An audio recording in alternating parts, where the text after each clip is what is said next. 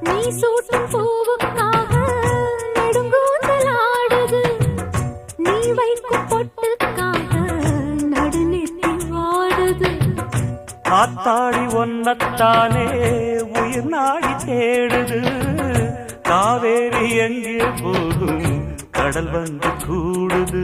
அந்திப் பொழுதில் தென்னங்கிளையில் தென்றல் கூத்தாட மையை எழுதி மஞ்சள் குருவி கையை கோத்தாட அடங்காத ஆசை கொண்டு நானும் போராட.